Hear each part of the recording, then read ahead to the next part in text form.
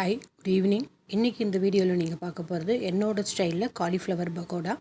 காலிஃப்ளவரை சின்ன சின்ன பீஸாக கட் பண்ணி வெந்நீரில் போட்டு ஒரு 5 மினிட்ஸ் அதில் உப்பு கொஞ்சோண்டு மஞ்சள்தூள் போட்டு நல்லா கொதிக்க வச்சுட்டு ஒரு பிளேட் போட்டு மூடி வச்சுருங்க. அதுக்கப்புறம் நான் வந்து பஜ்ஜி மிக்ஸு, கொஞ்சோண்டு அரிசி மாவு, அப்புறம் வந்து மைதா மாவு, கொஞ்சம் உப்பு, அண்ட் தென் பார்த்திங்க அப்படின்னா இஞ்சி பூண்டு பேஸ்ட்டு, ப்ளெயின் மிளகாத்தூள் கொஞ்சம் போட்டிருக்கேன். அதை வீடியோ எடுக்க விட்டுட்டேன், அது மிஸ் ஆகிடுச்சு.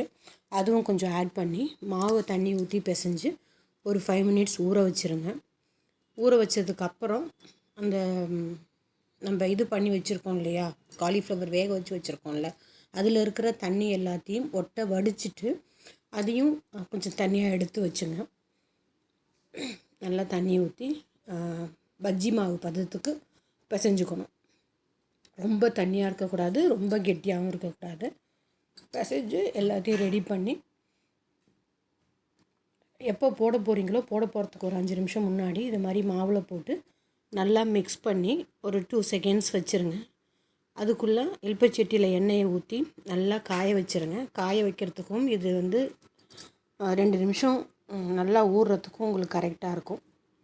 அதுக்கப்புறம் அடுப்பில் எண்ணெய் காஞ்ச உடனே இதை 1-2மா போட்டு எல்லாம் ரெடியாக எடுத்து வச்சாச்சு. எலுப்பச்சட்டி வடிகட்டி எல்லாத்தையும் எடுத்து வச்சு ஒன்று ஒன்றா போட்டு பொரித்து எடுத்தீங்க அப்படின்னா சுவையான என்னோடய ஸ்டைலில் காலிஃப்ளவர் பக்கோடா உங்களுக்கு ரெடி ஆயிடுச்சு. சண்டேயோட ஸ்பெஷல் ஈவினிங் ஸ்நாக்ஸ் இது தான் இன்றைக்கி எங்கள் வீட்டில்.